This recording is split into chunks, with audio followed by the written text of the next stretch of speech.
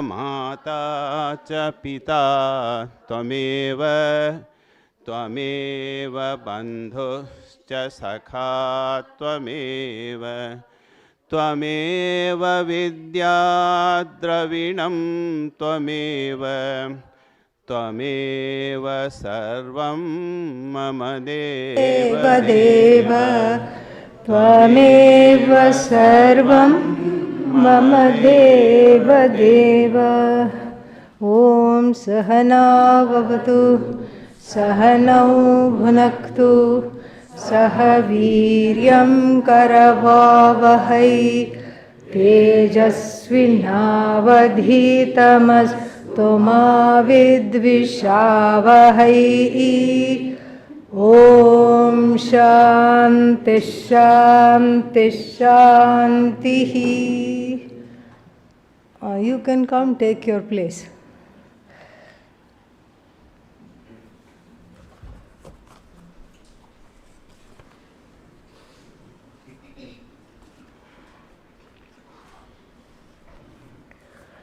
Still playing catch up.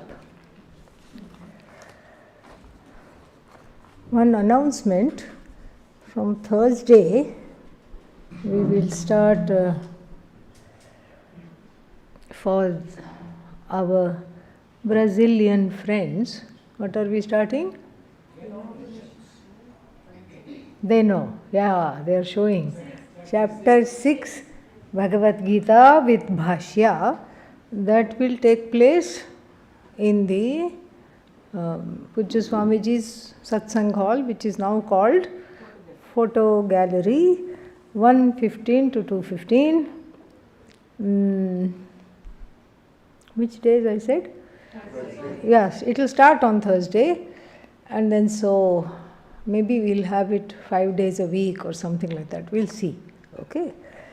Let us start first. And then there is the chanting thing going on also, right? When is that? Yeah, so that we will bring it forward. So 1:15 to 2:15 Gita Bhashya chapter 6, and then 2:15 to 2:30 Bhagavad Gita chanting practice. And then after that can all go into coma till Sanskrit class. All right. Yeah.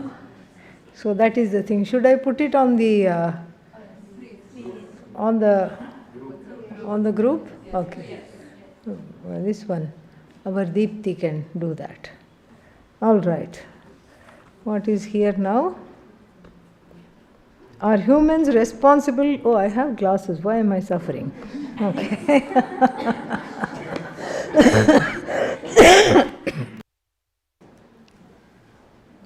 Are humans responsible for suffering in the world, or is God?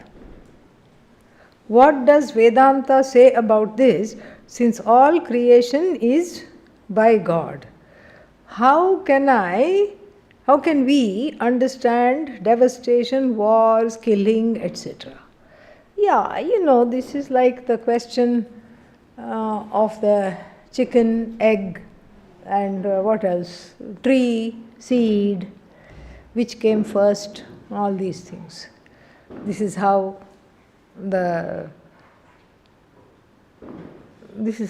karma unfolds. We cannot say God is causing war. It's not right to say that. And we cannot say that which is called war, pestilence, strife, conflict, sickness, and pandemic is outside of that which we think of as God. So we cannot say suffering is in God, and at the same time we cannot say suffering is outside of God. So what is the only other possibility left to say? Suffering is non-separate or a manifestation of God. What we call suffering. Suffering is again subjective. We have to use objective terms. Because even war, suffering for who? Somebody who is getting beaten and losing life Of course, there are loss of life everywhere, but war is not suffering for the person who got a lot of spoils from it, like the ancient kings and all these things. But even though he was a king, for Ashoka, an ancient Indian king, he was devastated. He fought a war to increase his kingdom, and then it was in Kalinga. Where is it? Modern day Orissa? Yeah. So in Kalinga, and then after that he just had a change of heart. He looked at the blood bath. He went and looked, dismembered soldiers everywhere, and he truly suffered in the heart. And he converted to Buddhism because it emphasizes ahimsa. And so, like this, we cannot say suffering. You see, suffering cannot be from God. God gives karma phala. Ishvara gives karma phala. It's all gift wrapped, and you open it. It opens. You don't have to open. It has a combination lock. You don't know the combination. It opens. And when it opens, you go, ayyayo, and then you say, what? I'm suffering. Karma phala, results of karma can give you discomfort. Results of karma can give you situations that are unpleasant. Translating them into suffering is whose job? Is it our job? Or is it human made, or is it God made? Human made. So an objective situation, I subjectivize it. I make it into a subjective thing. So karma phala comes in the form of a illness. So illness means what? You have to rest, simple. If you can't rest, you rest after you do whatever you can. Then you rest. Then illness means you rest. Fever means you take some, whatever you have to take. Anti-fever tablets will be there. You take that. This is very, very simple. We complicate the thing because we don't stop here. Inevitably, the mind goes towards asking the question and personalizing the illness by asking the question, why me? Whole class had it. What's the point of asking why me? Everybody had it, turn by turn. We saw it started from the back of the room. Yeah. And some people had it 2 times. Yeah. Doubly blessed. Started from the back of the room. And so we saw whole class had it. So there is no artha. Artha means meaning. In personalizing it and saying, why me? Why only I am getting sick? You're not the only one getting sick. Everybody is getting sick. No, but nobody else has it in the class. Okay, you're the first one. Congratulations. That's all you have to say. No, but still, okay, let's say you're the only one who had it, even in a whole cohort of people. But how do you know that other people in other ashrams are not having the same thing? How do you know you're the only one? You may not be the only one in Rishikesh. You may not be the only one. Certainly you're not the only one in Rishikesh. Certainly you're not the only one in the whole world. Or in Uttarakhand, or in India, or in the whole world, or in any other place where people can get sick, in any other lokas, or even in parallel universes here, or in any galaxy, in any planet that may have life. You're not the only one. So you see how the karma phala, objective, sickness, objective. It is unpleasant, no doubt. It is unpleasant. No doubt it makes the body uncomfortable, definitely. But to translate it into suffering requires the presence of I. What kind of I? Hugging the ahankara, hugging the finite, what is that called? Finite identification. Hugging the finite. Embracing the identification with the finite, one, as it were, suffers. So there is no suffering in the world from Ishvara's standpoint. But then I understand the spirit of the question. How can we understand devastation, floods, wars, killings, etc.? So, so here too we have to look at it objectively. Here we have to revitalize our understanding of God. In many theologies, we have this assumption: God is all that is good. Okay, nice. Think of God as good, no problem. I have no problem with that. God is good. Then if something what you think bad is happening, then where are you going to go? You have to bring in one more fellow. What's his name? Devil. Or devil without the E. D. What is that? Evil. Yeah. This is, see, in the Hindu dharma also we have lots of demons. But they are all devotees gone wrong. They are not a parallel reality to God. We cannot, in any theology, we cannot posit that certain things are being done by the devil, all the bad things let us assign it to devil, and then God will only do good things. Bad things God cannot do. So if something what I consider bad happens, then what happens? My bhakti is affected. What kind of a God is it who could not stop the devil? This is what I will ask. My bhakti is affected.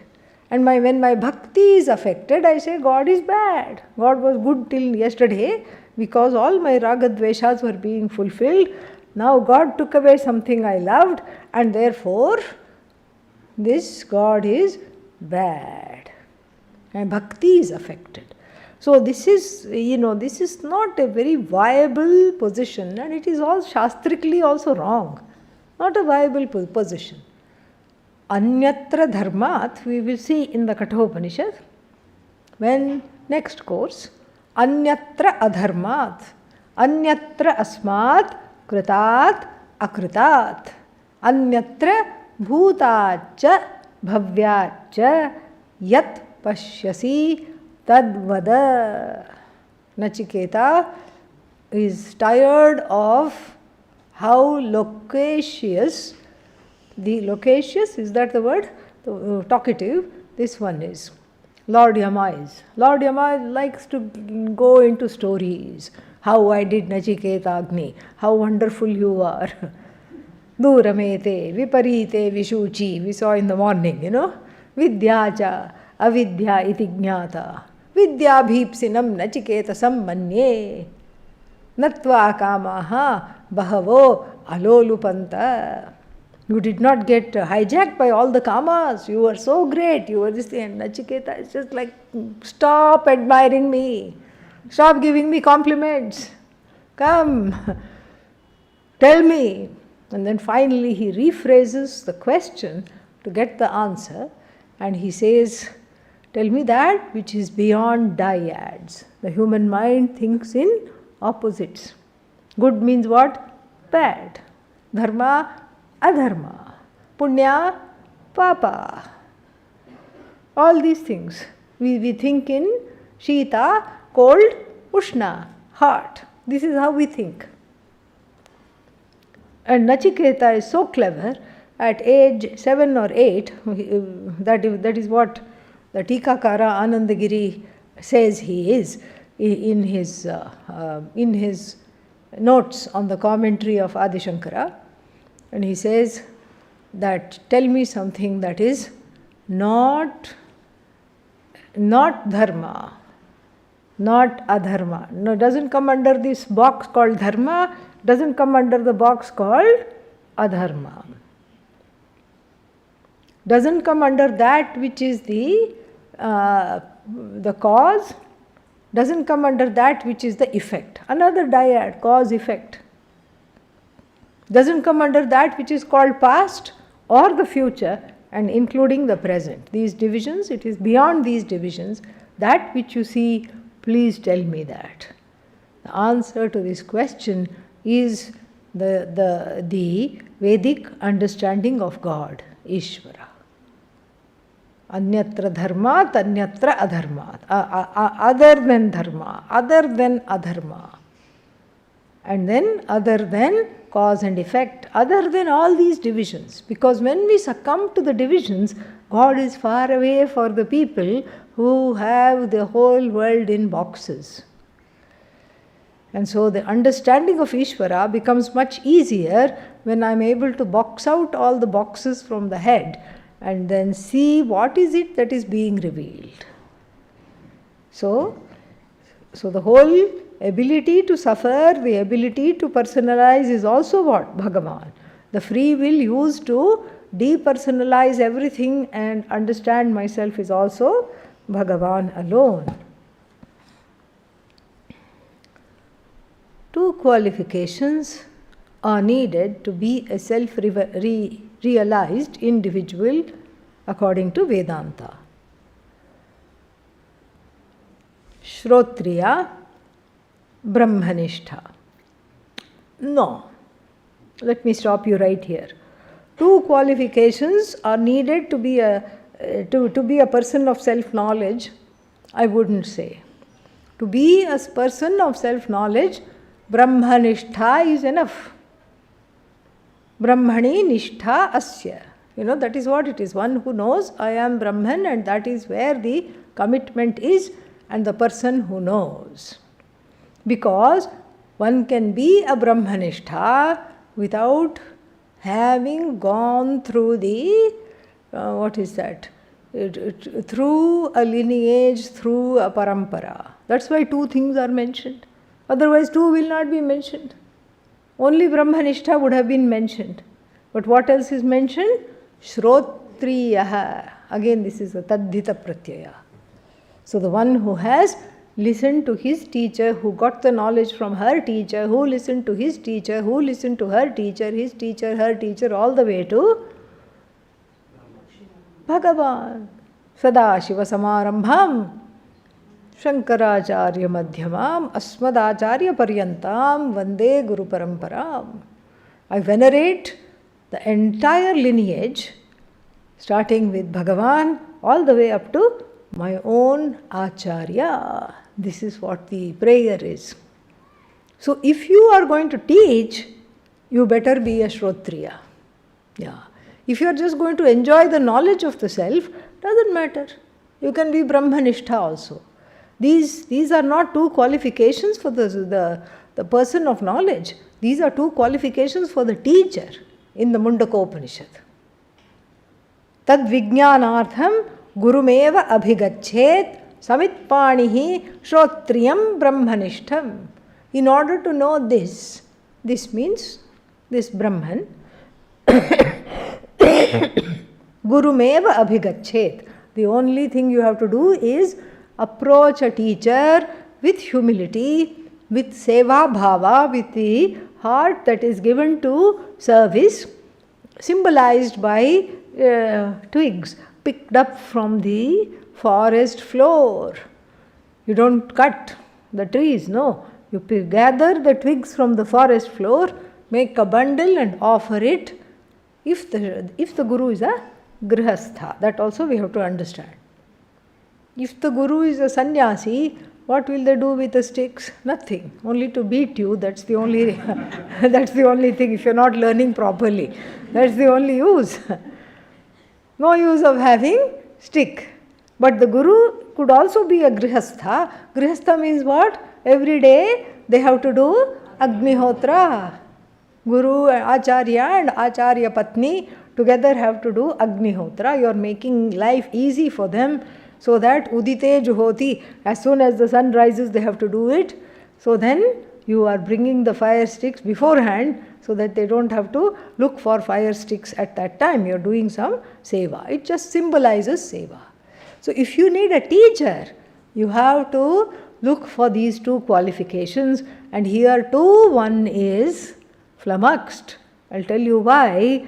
Because you cannot find out if somebody is Brahmanishtha or not. Yeah. How do you know? Can you sit in their head to find out? If the person is always given to Brahman or given to chocolate cake, could be cake nishtha, need not be Brahmanishtha. So you don't know. But you can tell a Shrotriya, because you can check up. Okay, who was your guru? Who was your guru's guru? Who was your guru's guru's guru's guru's guru's? You can find out. So if you can't have both, ideally the person should be both.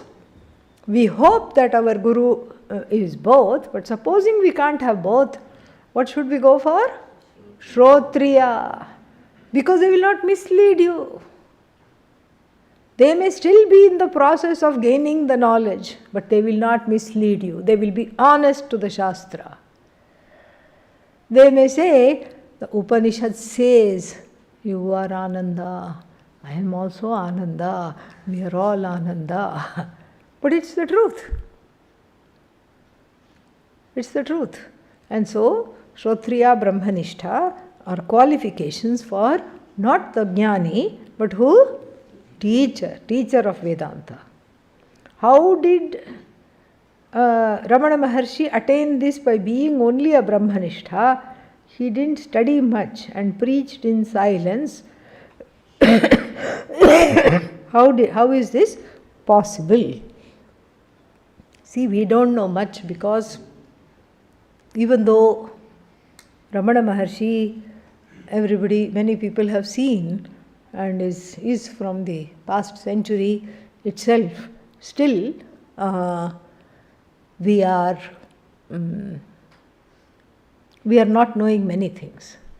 He does talk about studying, he does talk about getting to know certain things, etc.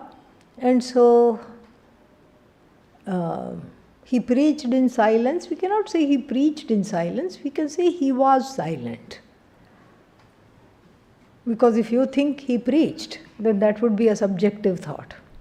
Somebody else sitting there may also say, no, he told me to go have fun. And somebody else may say, I got another message from him. These are all subjective. If he is silent, he is silent. It's not necessarily a preaching. And if there is an objective teaching about the silent, it's nice, you won't get into trouble if you're silent. It's a very nice thing. Nice thing to be silent. That is itself the teaching. So, here we can say that it was an exception. Why? Because exception how? Exception means in the past life had done karma yoga, had also done some shravanam, maybe a lot of shravanam. Just a little bit was needed, therefore this body was assumed before he could gain the knowledge. Yeah. So, we should still go by the rule, not the exception. All right. What is the nature of consciousness? This little mind of mine is trying to picture consciousness. Whatever you picture, what is it? Not consciousness. Whatever color you see, not consciousness. Whatever sound that comes in meditation, not consciousness. It's gastric juices readjusting themselves. Yeah. You haven't eaten all night, you wake up in the morning, drink some warm water, sit to meditate. Kuru kuru kuru kuru. Gudu gudu gudu gudu gudu. Don't think this is consciousness telling you something. Consciousness does not talk. Consciousness does not make sound. No, it makes anahata sound, meaning unheard of sound. We already went through this. An unheard of sound, is it a sound? Say no, so we can move on. Okay, good. And so, what is the nature of consciousness? It is you. That self-shining eye that has no particular color, no particular form, no particular name, no particular anything, attribute, and yet that which is readily available as the answer to the question, are you here? That self-shining, self-aware consciousness, which is the truth of the whole universe, which has the epithet of Ishvara when we look at it through the lens of the manifest universe, which is the truth of all attributes, all names, all forms, all colors, everything, yet it is not any one of them. Okay, this is a multi-part question. What's the next ones? Also, tell me the difference between awareness and consciousness. Same thing.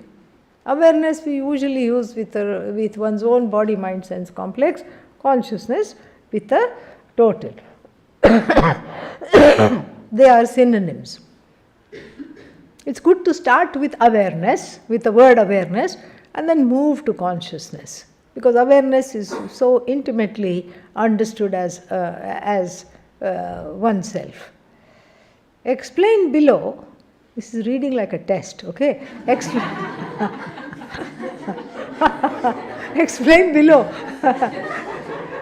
the following terms as they are very common in Vedanta studies. Yes, okay. Viveka, okay, comes from the root verb which. Yeah, not W-H-I-C-H. Don't ask which, okay? Yeah. Which. Sanskrit, which. Which to discriminate. We plus which, and then you put a masculine noun suffix, likely ghanj pratyaya, it becomes, the cha becomes ka, it becomes vivekaha. Guna takes place, E becomes A, and then vivekaha. So discrimination. So this discrimination between what and what? Nitya, that which is eternal, that which is permanent, that which will never come to an end, and its opposite, anitya. This is called viveka. Then samskara. This is called viveka. And samskara. What is samskara?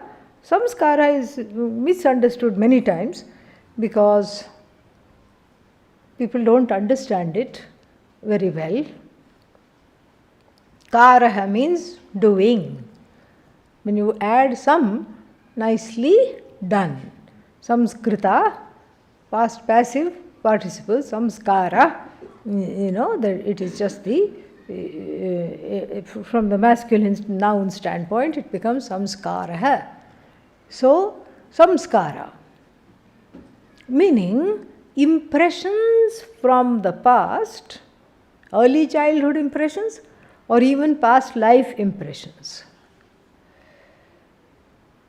You can say, you see some child who has come for the first time to the ashram, and then you see it mingling so well with everyone, not questioning anything, and then seeing a orange-clad figure and doing namaskar to them. Nobody has taught it. 7 or 8 years old. There was actually such a child last year. He had come, and he had come actually from somewhere, Australia, had no other orientation towards this, but he instinctively knew what to do. He was here for 3-4 days. Instinctively knew what to do. And even though he was so small, he would sit in the Vedanta classes, he would sit in the satsangs, everything, and then everybody would say, what? He must have this samskara somewhere. This is not explainable. This samskara has come from a previous life. And the word samskara is also used in a looser sense. Like, one parent might tell the other parent, You really have raised the child by giving them good samskaras. Meaning you have instilled good habits. So here samskara generally means habits. Good habits and good upbringing. One parent may congratulate the other parent saying, you have given very good samskaras to your son. And we are very happy, the other parents are saying, we are very happy that he is marrying our daughter because he has very good samskaras. So here it just means upbringing and whatever has been given, samskaras. And then generally the word samskara is used for the good, because the word, the upasarga sam is there. Sam always means is short for samyak, well done. So nice samskaras and good impressions generally are called samskaras. But then there are difficult samskaras also. We have a different word for them. What is that? Vasana.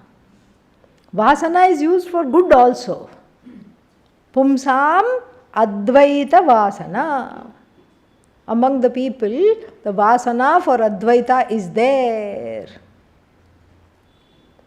So, Vasana also is used in the sense of samskara, but generally Vasana means chronic, what is that? Kamas and all which are difficult to get rid of. They are generally not called samskaras. What are they called? Vasana. Okay. Then prarabdha. Prak arabdham karma. The karma that was started, prak. Prak means before. Before what? Before even this body came into being. The entire DNA. And the DNA doesn't cut it, because the DNA is just what happens to the body and the brain. That's what. But here, what happens to the body, what happens to the mind, all these things are already there in this. Very, very interesting. What happens is all there, and then it starts to fructify. It starts as age appropriately, it starts to fructify. And so, this is prarabdha karma. Now, this is one of three types of karma. The other two being sanchita, samyak, chita. Chita, collected, nicely collected. By who? You. Okay? Don't say this is the neighbor collected my karma. No. You cannot share karma like a cold. You cannot do that. You cannot share karma. Karma is not contagious. Karma cannot be. I cannot say to somebody, please take some of my karma. No, not possible. You have to only exhaust your own karma. If you have had any life in any kalpa as a human or any kind of a human-like existence with free will, enough karma has been collected for infinite numbers of births. This is called sanchita.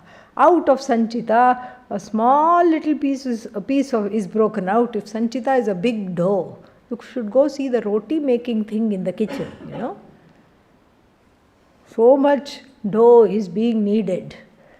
And then after that, small piece is broken out, and then it is flattened and sent on the thing, and then it comes out puff, puff, puff, puff, puff. All puffed up it comes out and falls into one plate, big plate. Each one is a jiva. Yeah. And so each one is a lifetime. And so that is sanchita, all that dough, and then one small piece is what you can exhaust in one particular lifetime that is given to you. This is called prarabdha. Then while you are leading this life, also more karma is collected by following ragadveshas, doing things. And what kind of karmas? Good karma, bad karma, papa, punya. And that after the end of the life, where does it join? Sanchita. Therefore, you see, it has a never-ending quality about it. But this is a model. As soon as you wake up to this nightmare, it's all gone. Okay? Yeah. Hope I passed the test. Next one. Ishopanishad, Mantra 3.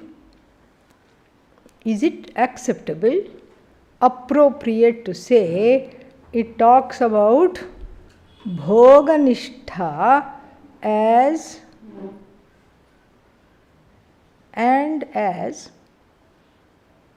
Bhoganishtha and as the rest of the mantra or the pathway, flow chart, tools needed for transcending from Bhoganishtha to becoming Brahmanishtha. I don't think Bhoganishtha is there. Kurvan eveha karmani jijivishet shatagum samaha. Second mantra, yeah. Not the third one, second one. Evam tvayi na anyatha asti na karma lipyate nare. It is not about indiscriminate bhoga or having nishtha. Nishtha means a commitment. It's not about having nishtha for bhoga. Hey, pankha jara chala de. So,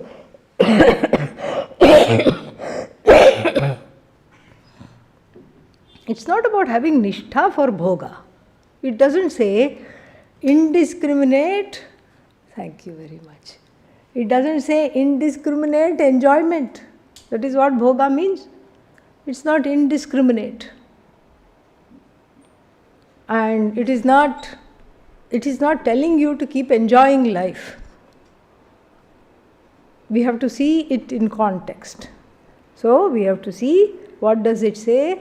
Kurvan eva, present continuous. Kurvan, doing, only by doing. Kurvan eva, what? Karmas, whatever karmas you are supposed to do. Jijivishet. Jijivishet means jivitum icchet. May you desire to live for as long as possible. Shatagam samaha, hundreds of years. Live for 100 years, no problem. It's not that we are putting the desire to live in the head. The desire to live for 100 years is already there in every head. Nobody wants to die. Even at 100, nobody wants to die. 1 century over, let me have 1 more year. Maybe I should live for 101. Maybe I should live for a few more years and I'll get into Guinness book. All these desires are there. And so, it's not that the Shastra is putting the desire in your head. One already has that in the head. Jijivishet shatam sama.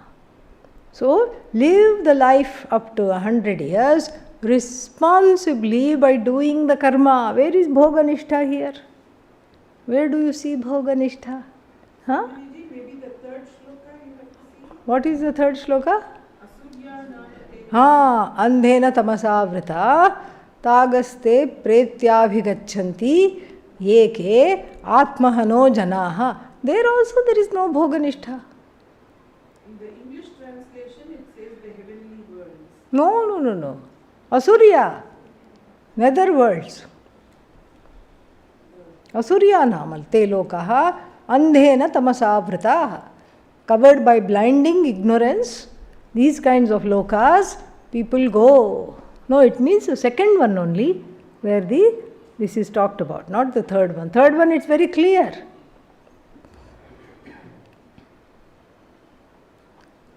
The people who don't follow either type of these nishthas is what is discussed in the third one. People who don't do this. And so here, what are we talking about?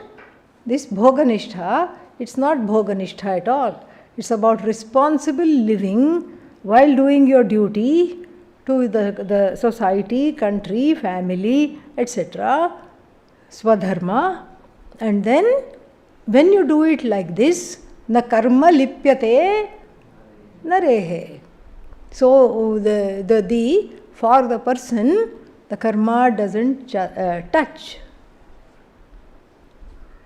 Why? Because the karma phala spriha goes away. The desire for the karma phala is gone away because of the responsible way in which the karma is done. So when one becomes a karma yogi, what happens? The desire for the karma, the karma phala goes away because the raga dveshas are not there. The raga dveshas have been nullified, neutralized. So for such a person, this is a great blessing. There is no bhoganishtha. In fact, one is not given a free pass to go and do whatever one wants. One is made to do what? One is made to do responsibly and get the results of action, enjoy the results of action without getting too attached to them. That is the idea. This is what is said in the Bhagavad Gita also.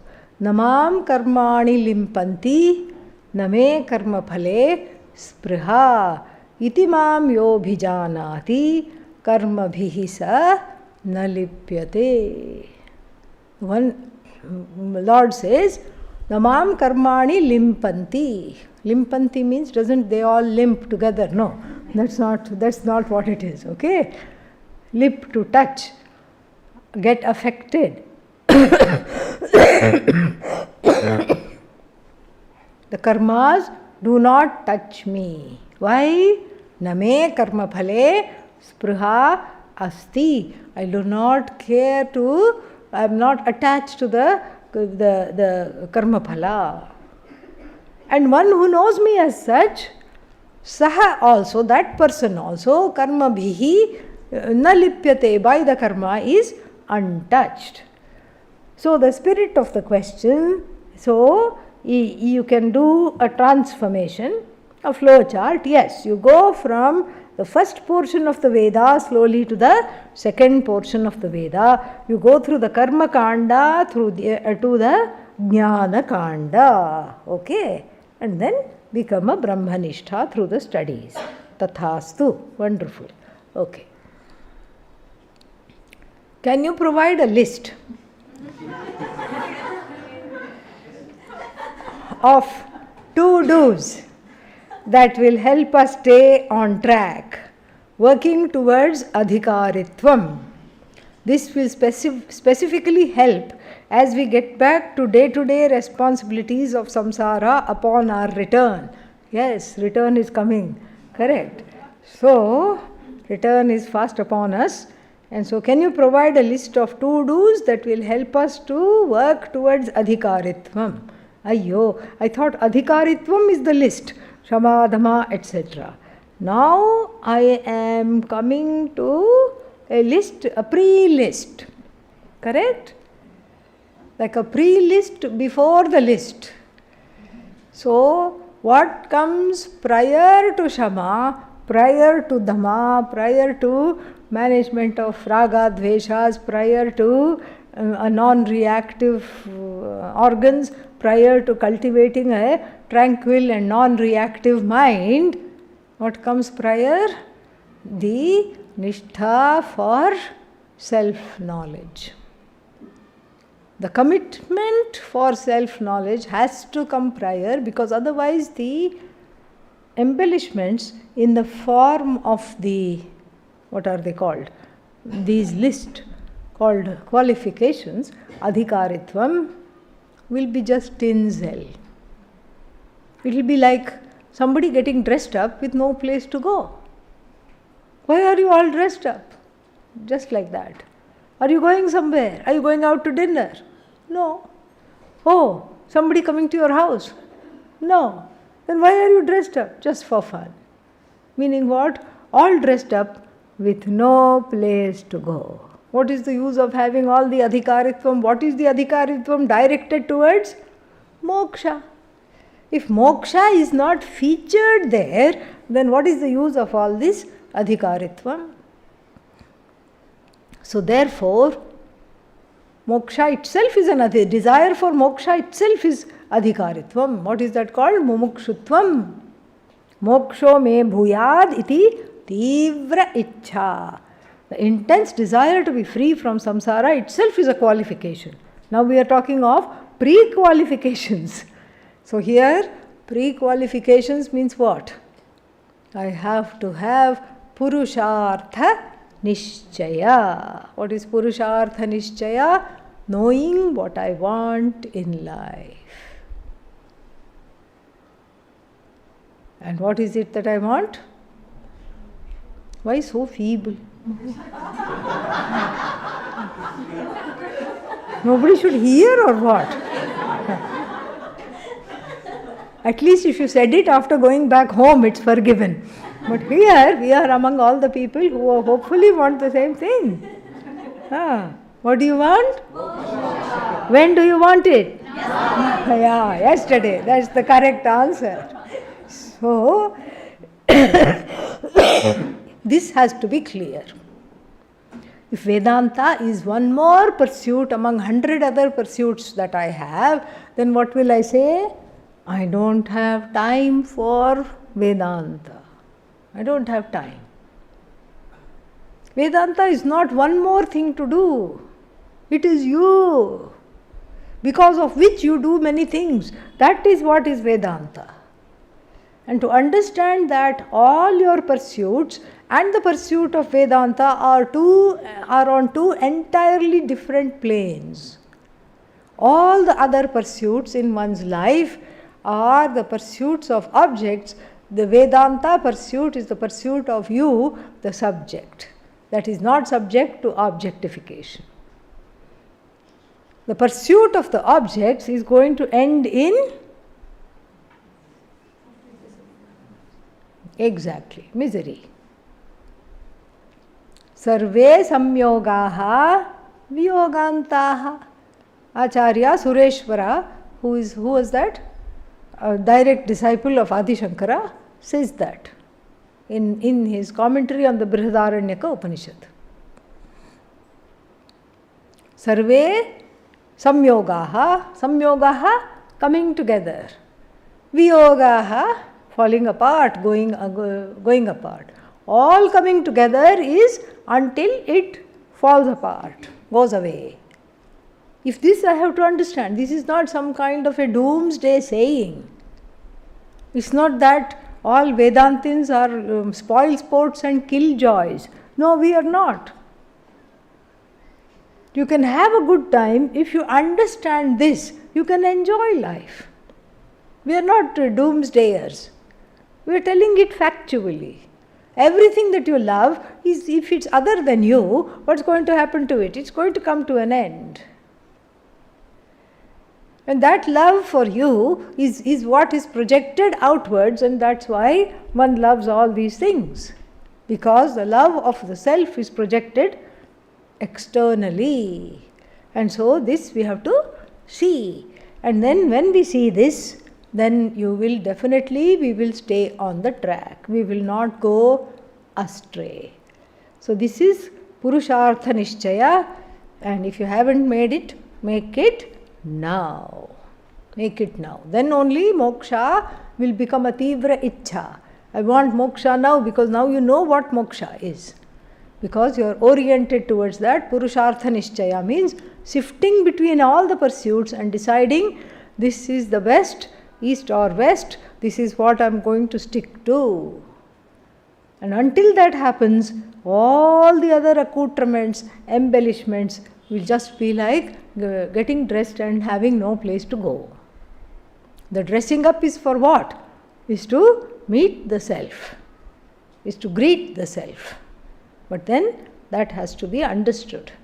And so this is the first thing. Second thing is, after going back, as much as possible, try to emulate as much of the ashram timetable as possible. Even if you go to work, make sure that you go online and at least one thing you listen to 1 hour every day. Do a meditation every day.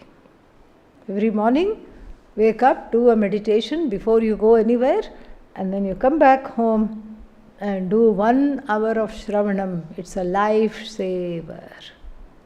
This is what I will say. Next. Pranam. May I ask your help in resolving the following doubts? How can we conclude that Sat exists independently of Mithya? It seems that if there is no clay forms, there is no clay. Listen to yourself. Yeah. If there is no clay form, there is clay. There is a nice anecdote in the Chandogya Upanishad. This man had to go to work crossing the yard of the neighbor, who was a potter. In the morning, he saw a lot of dirt outside the house of the neighbor, went to work, came back from work. He said, where did all this dirt go? There was no dirt at all. In its stead, what was there? Pots, pans, lids, figurines. Of course, clay is there. Clay is there not only as pot or lid or figurine, clay is there as the lump in the earth. That's what, when you dig, what do you find? Clay. Clay is very much there. Clay is pot. Pot is non-separate from clay. We can say that, but we cannot say clay is non-separate from pot. We cannot say that. Yatra yatra pot, tatra tatra clay. Asti eva. But can you say it the other way? Yatra yatra clay, tatra tatra pot. Can you say? Will I be correct? No. This is the dependent existence. This is how we can establish Sat, because it is me. It is you. Because everything depends on Sat. Sat does not depend on anything else. How do you know Sat does not depend on anything else? Ask yourself the question, am I here? Wait for the answer. What's the answer? It has to be yes. It's a no-brainer. Wait for the answer. When you say yes, that is the self-standing Sat. That is Sat. That is Sat talking. Okay? So since you can't objectify, it is hard to see, but that is what is Sat. So that's how Sat exists independently of Mithya. Mithya does not exist independently of Sat.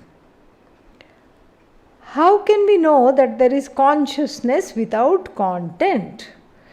I have deep sleep. I have trouble with the deep sleep justification. The good feeling on awakening could be associated with a refreshed waking body-mind as well as the presence of I in deep sleep.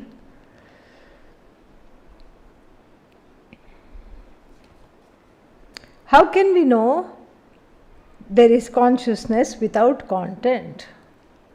We can't. I will ask you a question, okay? Why do you want to know consciousness without content? When consciousness by itself is without content. Even as we sit here, consciousness is untouched by the content that it is as though upholding. The Swarupa of consciousness, how can we know? Through the study of the Upanishad. It is not proven through your own experience or through upama or inference or anything. No. Otherwise, Shastra will become nirarthaka, useless. Why study the Shastra? Oh, no need to study the Shastra. I can sit and spin the wool in the head. Yeah, I can go wool gathering, daydreaming, and then come up with my own theosophy, philosophy, etc. People do this all the time. So, consciousness without content is you. Even in this manifest universe, even now, consciousness is free of content. Free of content. The deep sleep is just an example to bring this teaching of the Shastra closer to home in the form of a yukti. Yukti means an example. What kind of a yukti? Shruti Anukula Yukti. An example that is in keeping with the teachings of the Shruti. We don't bring logic anyhow.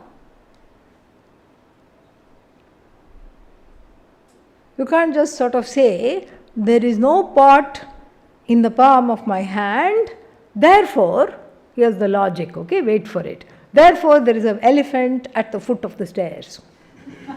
What's the connection between no pot being in the palm of my hand and elephant at the foot of the stairs?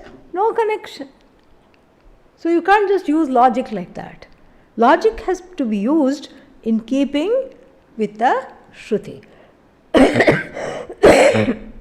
That which enhances the teaching, that which brings the teaching home. We are not averse to logic. We help ourselves with the logic in the way that it helps us to stay with the teaching that is that helps it come home. And so that's why the deep sleep example is given, not to prove that content, how did you put it? Consciousness is without content. No. But to buttress whatever the Shastra says, and the Shastra says the nature of consciousness is not having any truck with anything at all. It as though projects, as though sustains, and even this causality is an as though superimposition upon that consciousness which is free. To assimilate that better, the deep sleep example is given, not to prove anything, okay? So proof is not there. And then if you wait for consciousness without content, wait for this pralaya, this whole, I'll study Vedanta after pralaya, everything let it become one. Then I don't like this consciousness with content. I will approach Brahman directly. Will you be there to approach Brahman? No. You are also part of the soup, okay? Yes, primordial soup. And so that is the idea. Since it's the weekend, we can finish a little more here, okay? I'll go a little for a few more minutes and then we'll end it. If there was content in deep sleep, it may just be that it's not remembered. No, that is just, what's that? Trying to put things which are not there. So, content in deep sleep means what? If there is content in deep sleep, it becomes the dream state. It's not called deep sleep, deep sleep state. All right. Then how do we know that there is nothing that is not consciousness? Because the Shastra says, Isha Bhasyam idam sarvam yat kincha jagatyam jagat. Enough. Shastra pramanyam must be there. The Shastra, I have to be able to put aside my doubts and then accept the Shastra as a valid means of knowledge for this content of what? Consciousness without content.